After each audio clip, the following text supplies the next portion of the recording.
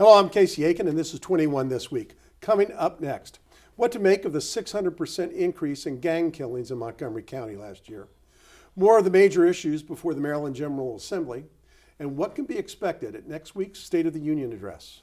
Stay tuned. Our panel of insiders will give you the story behind the story. We're joined by the past president of Progressive Maryland, Elbridge James, Maryland Young Republican National Committeeman, Evan Young, president of the Chevy Chase Women's Republican Club, Laurie Halverson, and political strategist, Susan Heltemes. Stay tuned for these stories and more on the next 21 This Week.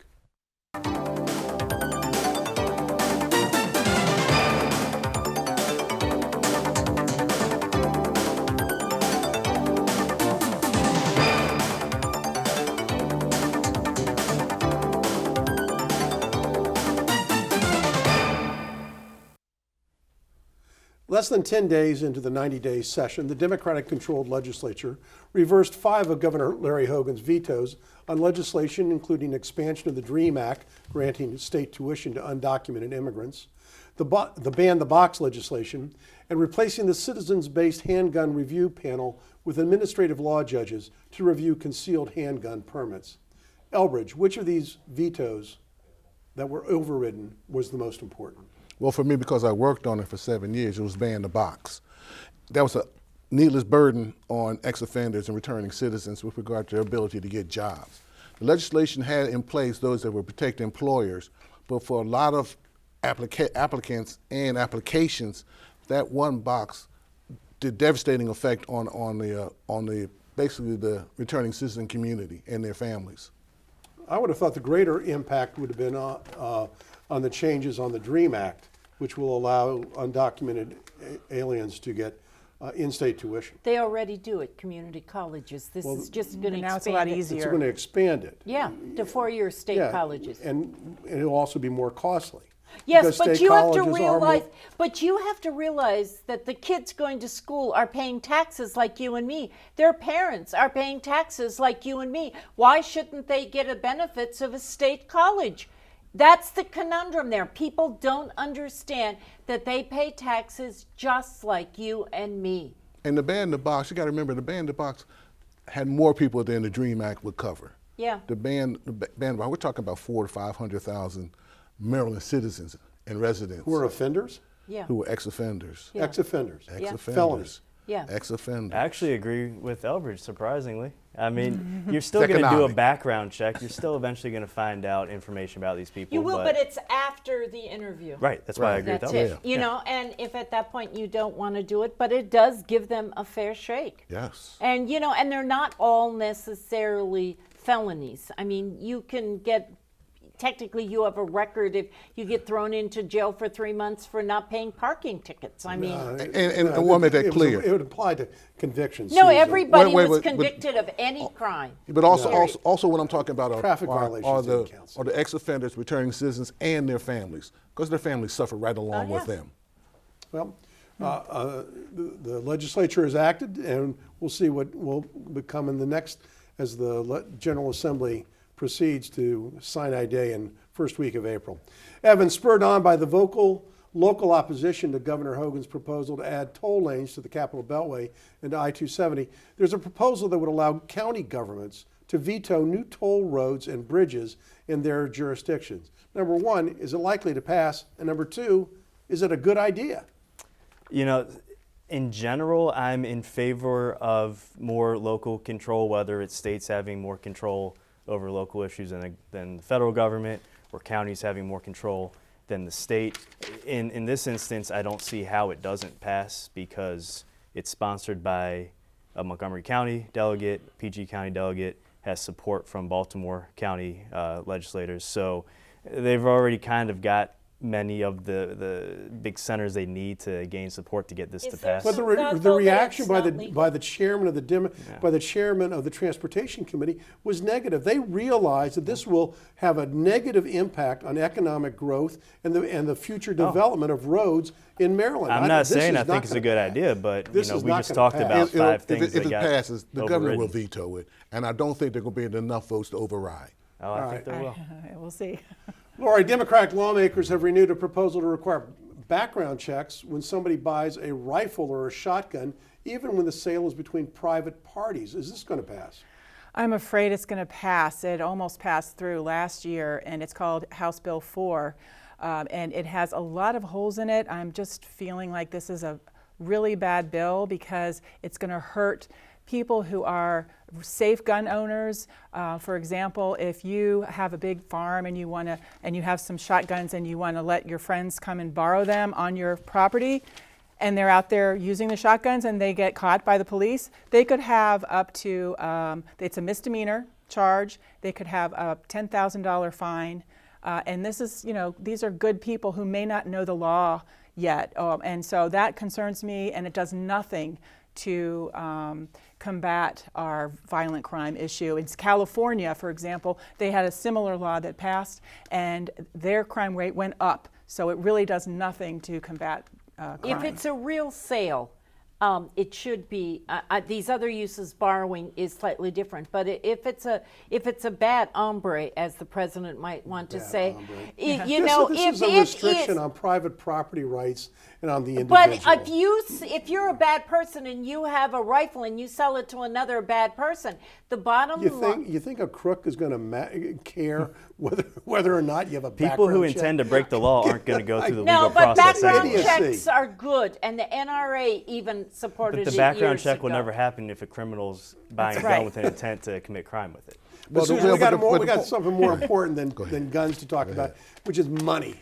Lawmakers are considering multiple tax proposals to fund the full set of Kirwan Commission education initiatives, including a tax of online ad sales by large tech companies that curate ads based on a person's personal data. What are the other tax proposals, and any of them going to pass?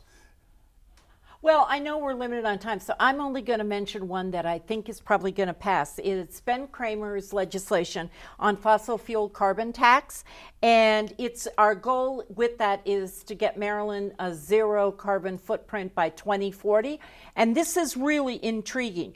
They are going to charge a nominal $5 per metric ton fee. And the only people who are going to pay it is the first point of sale. So therefore, if Exxon buys fuel, they will pay this $5. And then it cannot be passed on to the purchaser. So you as a gasoline purchaser cannot do it. And the Attorney General has sent a letter saying this is okay. And this is what is going to save the Kirwan Commission. Based on this $5, okay, $350 million the first year will go to Kirwan. And then this is most intriguing to every taxpayer out there. $500 million will go to Marylanders like you and me. It may come quarterly, it may come monthly. There are no strings attached. It's a benefit check, and the amount you get will be based on your income. So if you're poor, you will get less. The thinking is it'll go directly back to the economy, and you might even use it to get, yourself more energy efficient. There will also be a climate crisis council set up, and their goal is to monitor this money, and eventually, if it's not working, they could raise it. They could then make decisions like, well, we're going to buy electric buses for Montgomery County, do the red line in Baltimore, whatever. But the bottom line is it's a win for the environment, it's a win for the kids, and it's a win for our checkbook. Have you ever met a tax you didn't like, Susan?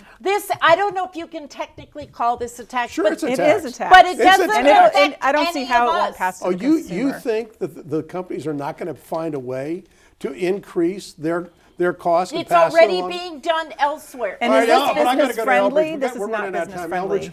Elbridge, there's been a dispute between historically black colleges in the state of Maryland for decades over the levels of funding. Will there be a resolution this year on the funding issue between historically black colleges and white colleges?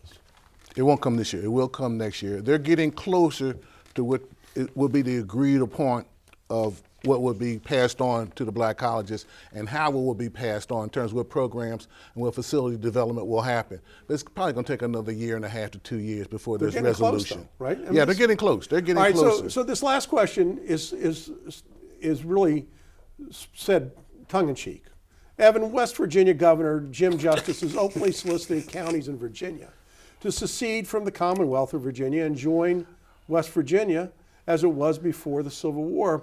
Should disgruntled Western Maryland counties, tired of lack of representation and being gerrymandered in Congress, also consider realigning to West Virginia? No, because I have a much better idea, Casey. We take Montgomery County, PG County, and we call in Martin O'Malley and have him help us gerrymander Baltimore City into this, and then we send that to D.C.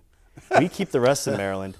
Then MoCo, PG, and Baltimore City get to be with D.C. They get no senators. They get to feel what no representation feels Some like. are saying that those counties in Virginia should go with D.C. and become the 51st state. But the Fairfax County Wrap it up, commissioner Susan. was on Wrap it up, Konami Susan. today, and she Come said, on. "Ain't gonna happen." I know, it is kind of fun to think that people may want to act independently and gain independence and liberty back from their states. When we come back from this short break, who are the 18 candidates running for the Board of Education?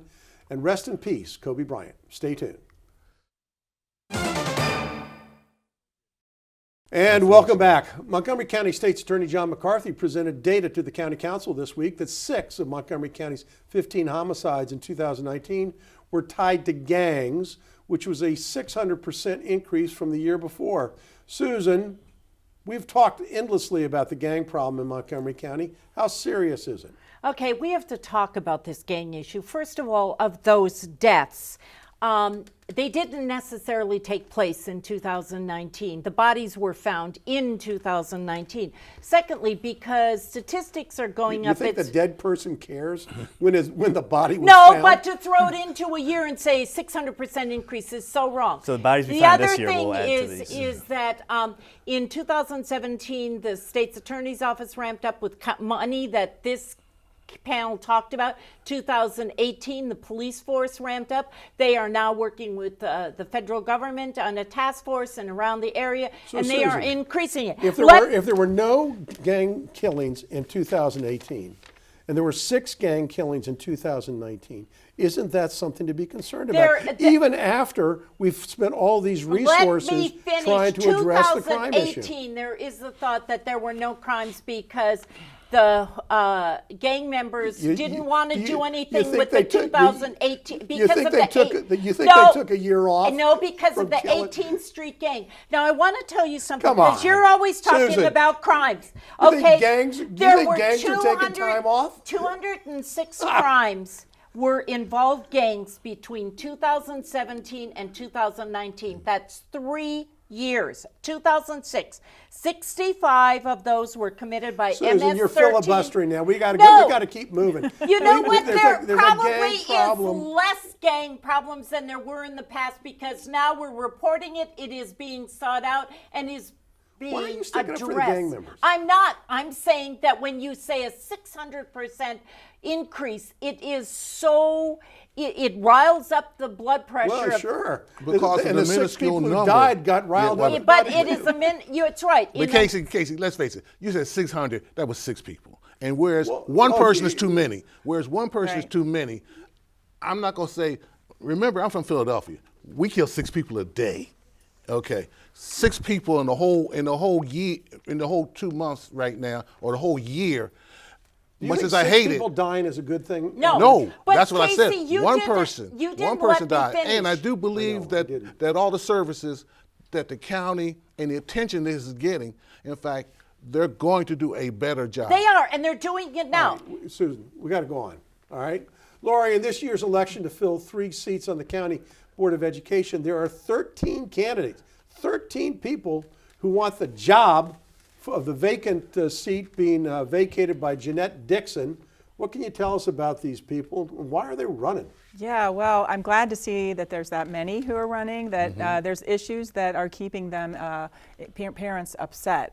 For example, they're talking about the boundary changes, and the consulting company that's out there trying to create a report is just making people very upset. So we have some candidates who started running because of this, but there's some pretty good candidates out there. I've narrowed it down to 2. I think for me, I'd like to see someone who has had experience in the county, who really understands the issues, and who talks about fiscal responsibility.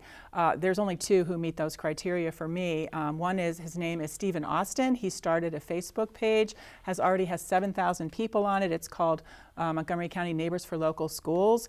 I'm really impressed that he's done so well. And the second one? The second one I would say is Jay Guan. He is an aerospace engineer.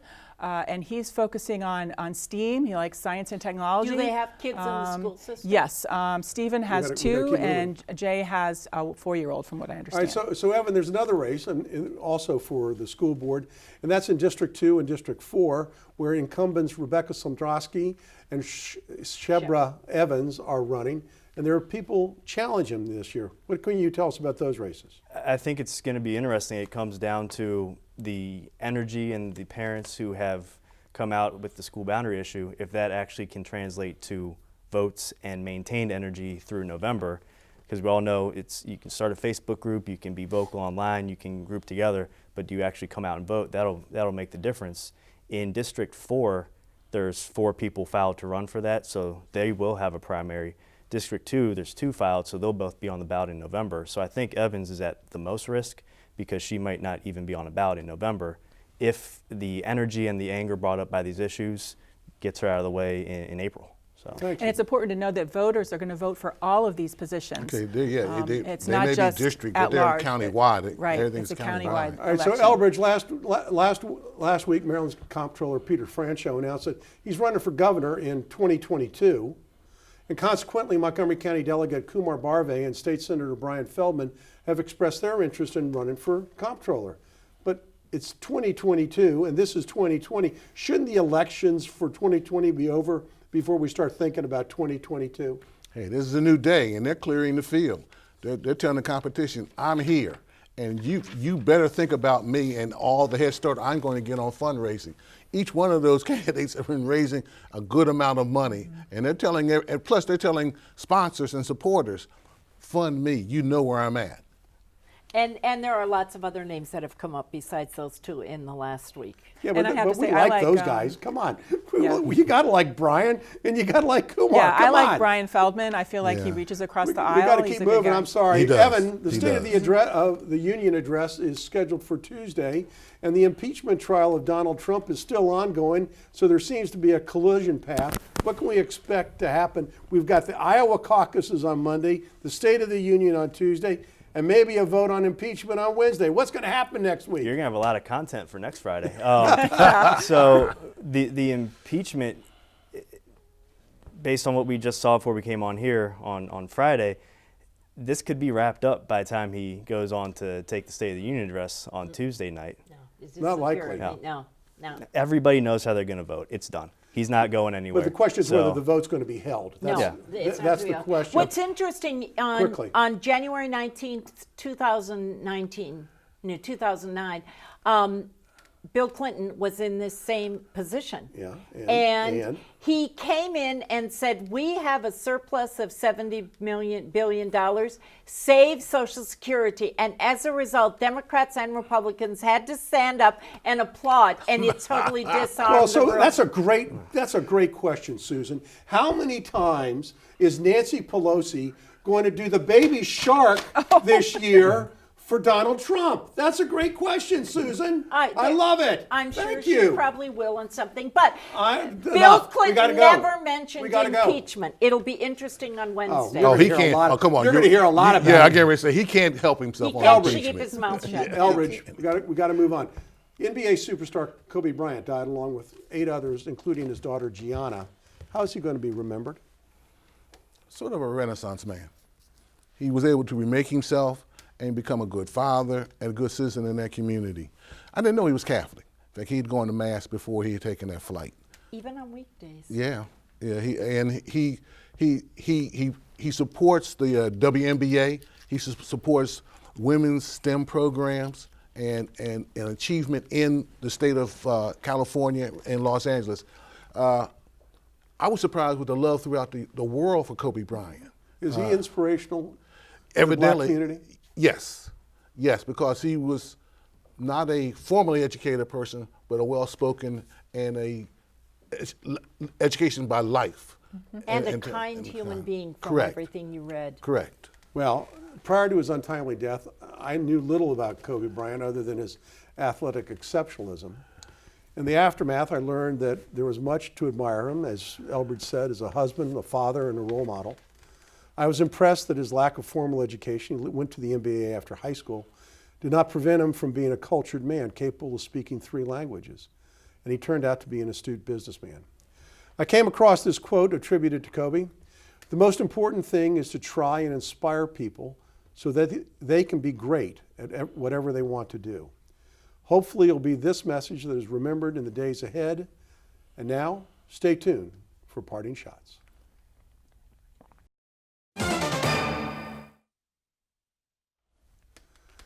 And now with parting shots, Elbridge James.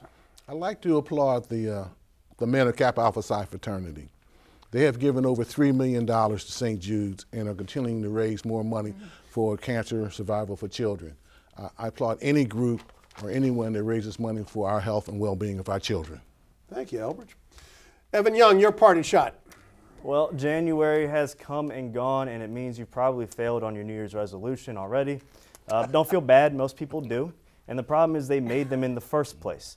You've convinced yourself that you're not the problem, the calendar is, and you'll radically change your life when January comes. Ditch the New Year's resolution. If you're fat in February, run in February. Scrawny in the spring, bench press in the spring. You have no knowledge in November, read a book in November. Stop convincing yourself that the calendar is the reason you have shortcomings and not your lack of discipline. Thank you, Evan. Laurie Halverson, your parting shot. Are you a fitness instructor? You seem like that. I'm just rude. There's a couple things I wanted to mention that are changes in Annapolis for people to know. If you're going to testify, there's a new procedure that you have to follow now. You need to bring 1 hard copy and a flash drive of your testimony on a PDF, and you have to have it tested for viruses now, and there's computers out there. So anyway, that's an important thing to know. Also, if you can't make it to Annapolis, you can watch some of the House proceedings now on a live stream, and then if you missed it, you can watch it later on video. And actually did that this week to learn about the HB4 bill. So that's really great, and thanks to Kathy Shalega for making that happen. Thank you, Laurie. Susan Heltemes, your parting shot. Montgomery County has its own connection to the Super Bowl this week. Not that I really give a damn, but Kendall Fuller and Dorian O'Daniel, 2013 grads of Good Counsel High School, are playing for the Chiefs. On a more somber note, I want to extend my sincere condolences to the family of Jim Offord, who passed away in October, and it's only come to the notice of his friends recently. And Doug Gansler's mom, Allison, died this week. So, sincere condolences to those 2 families. Thank you, Susan. Now, everyone knows that I'm a foodie and I love food. And God's favorite food is pizza. And we are blessed here in Montgomery County. And if you can pick up the Gaithersburg patch, you can see that there are 3 pizza parlors in Montgomery County that have been named as part of Washington, the metro area's 10 best. And I'm sorry I don't have their names in front of me, because I'm going to go to every single one of them and find out which one is the best, because I love pizza. When I was young, right out of college, my roommate and I lived at Presidential Park Apartments over in Adelphi. He had the best job in the world. He worked at Lito's Pizza. And every night after he would come home with some pizza that somebody ordered that didn't pick up. We ate the most god-awful combinations of pizza. We had a little toaster oven, but they were wonderful. And I'm a pizza lover to this day. So pick up the Gaithersburg patch, take a look at what they have to say, and pizza forever. Pizza is great. I'm getting hungry. I know. Me too. So I want to thank everybody. You know, going through all of these bills and the legislation is a tough slog, because you kind of get lost in the weeds. So I want to thank you for talking about it tonight. Thank you for being there. I want to thank the audience for tuning in each and every week to Montgomery County's hardest hitting political talk show. For 21 this week, I'm Casey Aiken.